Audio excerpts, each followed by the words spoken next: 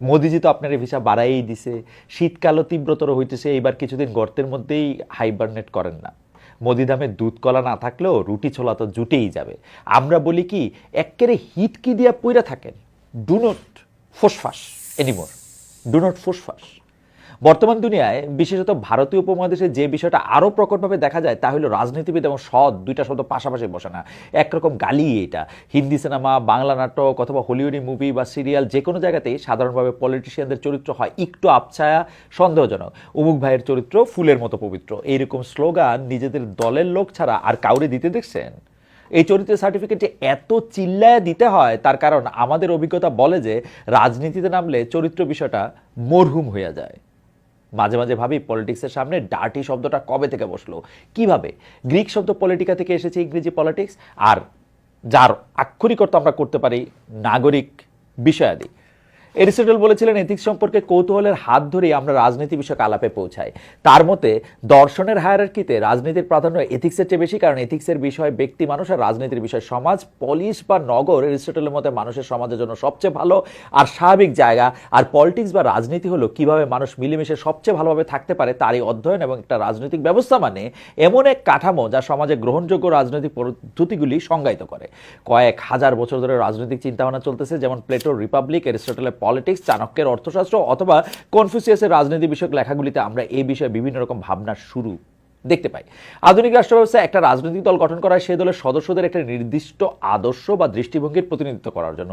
বিভিন্ন সামাজিক বা রাজনৈতিক ইস্যুতে একটা দলের সদস্যদের অবস্থান সাধারণত একই ধরনের হয়। গণতান্ত্রিক দলগুলিতে সদস্যদের সম্মতি নিয়ে দলের একজন মুখপাত্র বা নেতা নির্বাচিত হন এবং বাকি সদস্যরা তাকে অনুসরণ করেন। মানুষ হিসেবে একই ইস্যু আমরা ভিন্ন ভিন্ন লেন্স থেকে দেখতে পারি, যে কোনো সমস্যার সমাধানের কথা বিভিন্ন আঙ্গিক থেকে ভাবতেও পারি, আলাদা আলাদা মানুষের কথা। তাদের নেতৃত্ব আমাদের ভালো লাগতে বা খারাপ লাগতে পারে। এই কারণেই একটা গণতান্ত্রিক সিস্টেমে বিভিন্ন রকম রাজনৈতিক দল থাকে, রাষ্ট্র পরিচালনার বিষয়ে তাদের আলাদা আলাদা অ্যাপ্রোচ থাকবে। এক একটা দল বিভিন্ন শ্রেণী বা জনগোষ্ঠীর প্রতিনিধিত্ব করবে। কেউ শ্রমিকের অধিকার নিয়ে বেশি ভাববেন, কেউ ব্যবসায়ী, কেউ ধর্মের লেন্সে সমাজকে দেখবেন, কেউ থাকবেন সেকুলার, কেউ প্রাচীনপন্থী, কেউ রেডিক্যাল। একটা সমাজে এই সব রকম মত পথেরই স্পেস থাকে এবং এর উপর ভিত্তি করে বিভিন্ন রকম রাজনৈতিক দলও গঠিত হতে পারে। যদি দুনিয়া আইডিয়াল গণতন্ত্র বলে কিছু থাকতো, তাহলে একটা দেশের সমস্ত মানুষেরা নিজেদের অধিকার সম্পর্কে সচেতন হইতো, রাজনৈতিক দলগুলোর ভিতরে গণতন্ত্র থাকতো, প্রতিটা সদস্যেরই সমান সুযোগ থাকতো ভবিষ্যতে সেই দলের নেতৃত্ব দেওয়ার। দলগুলি তাদের মতাদর্শ এবং কাজের পদ্ধতি বিষয়ে জনগণকে স্বচ্ছ ধারণা দিত। কোথাও কোনো রকম চুরি চামারি, ভোট চুরি বা মাঝরাতের ইলেকশন বলে কোনো বিষয় থাকতো না। দেশের মানুষ তাদের পছন্দ মতো দলকে রাষ্ট্র পরিচালনা ভার দিত, আর তারাও সরকারে আসার পর জনবিচ্ছিন্ন হয়ে জোর যার মুল্লুকতারভাবে দেশ চালাইতো না। তাদের প্রতিটা কাজের দায়িত্ব নিত তারা এবং কখনো ভুলতো না যে জনগণ দেশের মালিক এবং সরকার তাদের কর্মচারী। আদর্শ গণতান্ত্রিক দুনিয়া আলালো দুলাল, একজন যদি ডাইনে যাইত আরেকজন বামে, তবু একজনের বাইসা আরেকজনের মাটিতে মিশায় দিত না, বরং আলাল দুলাল দুই ভাই চাংখার পুলে পেডেল মেরে দিন শেষে ঠিকই বাড়ি পৌঁছাইত। কিন্তু হায়, মানুষের হাতে তবু মানুষ হতেছে নাজেহাল, পৃথিবীতে নেই কোনো বিশুদ্ধ চাকরি। কিন্তু তারপরও চোখের চামড়া বলে তো একটা বিষয় আছে। প্রথম বিশ্বের দেশগুলিতে অন্তত সামাজিক ভদ্রতা বোধটুকু আছে। জিমি কার্টার মারা গেছেন ডিসেম্বরের 29 তারিখে 100 বছর বয়সে। তিনি ছিলেন ডেমোক্র্যাট। 1977 থেকে 1981 পর্যন্ত মার্কিন রাষ্ট্রপতি ছিলেন। তার জানাজায় জীবিত মার্কিন রাষ্ট্রপতিদের সবাই উপস্থিত ছিলেন, দলমত নির্বিশেষে। তার শোকসভাতেও সবাই ছিলেন। এইরকমই তো হওয়া উচিত, তাই না? একজন রাজনৈতিক কর্মী বা যে দলের বা মতেরই হোক না কেন, শেষ পর্যন্ত তারা তো সহযাত্রী। পরস্পরের ভালো কাজগুলিকে প্রশংসা করার মতন, বিভিন্ন পথে একই লক্ষ্যের দিকে পথ চলার কথা মনে করার মতন মানসিক ম্যাচুরিটি থাকাটাই তো স্বাভাবিক। আর সত্যিই যদি কাজের কাজ কিছু করেন, তাহলে যখন আপনার হাতে ক্ষমতা থাকবে না, যখন আপনার কাছ থেকে কারো কিছু পাওয়ার থাকবে না, তখনও আপনার কাজের জন্য লোকে মনে রাখবে ঠিকই। অথচ আমাদের দশা দেখেন, মারামারি, চুলাচুলি, একজন আরেকজনকে ক্যান্সেল করার জন্য উঠে পড়ে লেগে থাকে। আমাদের এক রাজনৈতিক দল আরেক দলের অবদান স্বীকার করতে চায় না, একে অন্যের শোক গ্রাহ্য করে না। বিএনপি শাসনামলে হঠাৎ করেই 15 আগস্ট বেগম খালেদা জিয়ার জন্মদিন পালন করা শুরু হলো। আবার 2004 সালে আওয়ামী লীগের সবাই গ্রেনেড হামলার পর বিএনপির কর্মকর্তাদের বলতে শোনা গেল শেখ হাসিনা ভ্যানিটি ব্যাগে করে গ্রেনেড নিয়ে গিয়ে ছুঁড়েছেন।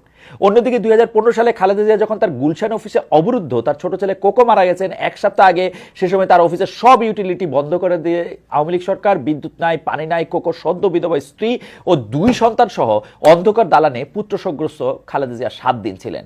এখন দেখেন জামাতের আমির বলছেন শুধু জামাত আর সেনাবাহিনী ছাড়া দেশে কোনো দেশপ্রেমিক নাই। ঠিকই একই রকম কথা 1971 সালে গোলাম আজমও বলেছিলেন পাকিস্তান সেনাবাহিনীর ক্ষেত্রে। প্রতিপক্ষের প্রতি এইরকম মানবেতর মনোভাব আর যাই হোক সুস্থ ও ইতিবাচক রাজনৈতিক পরিবেশের ইঙ্গিত দেয় না। যখন যে দল ক্ষমতায় আসে দেশের কাজ করবে কি, তাদের মূল লক্ষ্য থাকে আগের দলের করা কোন কোন কাজের চিহ্ন হাফিস করে দেওয়া যায়, কোথায় নিজের সিল সাপ্পর মারা যায় সেগুলি দেখা। শেখ হাসিনার আমলে পিজি হাসপাতালের নামকরণ হয়েছিল বঙ্গবন্ধু মেডিকেল বিশ্ববিদ্যালয়, ঢাকা স্টেডিয়াম, যমুনা সেতু অথবা ঢাকা নব থিয়েটার, এক এক আমলে এক এক নাম ধারণ করে টিকে আছে। জিয়াউর রহমানের নির্মিত জিয়া আন্তর্জাতিক বিমানবন্দরের নাম শেখ হাসিনা এসে বদলায় রাখলেন হযরত শাহজালাল আন্তর্জাতিক বিমানবন্দর। তিনি নাকি বিএনপিকে শিক্ষা দেওয়ার জন্য এই নামকরণ করেছিলেন, যাতে বিএনপি এসে, যেহেতু এত বড় আউলিয়ার নামে এই নামকরণ, বিএনপি এসে যাতে সহজে চেঞ্জ না করতে পারে।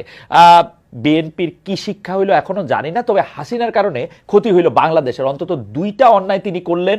প্রথমত এই নাম বদল করতে কোটি কোটি টাকা খরচ হয়েছিল, দ্বিতীয়ত বিভিন্ন সময়ের বিভিন্ন স্থাপনার মধ্যে সে সময়ের ইতিহাস মিশে থাকে। এই নামগুলি পরিবর্তন মানে ইতিহাস ঝাপসা করে দেওয়া। কোনো একটা প্রতিষ্ঠানের নামের সাথে সেই সময়টা, সেই ইতিহাসটা নানাভাবে মিশে থাকে। আপনি যদি তা জোর করে তাকে মুছে দিতে চান, তাকে ঝাপসা করে দিতে চান, বোঝা যাচ্ছে যে আপনি ইতিহাসটাকে নতুন করে লিখতে চান। এটারও নিজস্ব নিশ্চয়ই রাজনীতি আছে।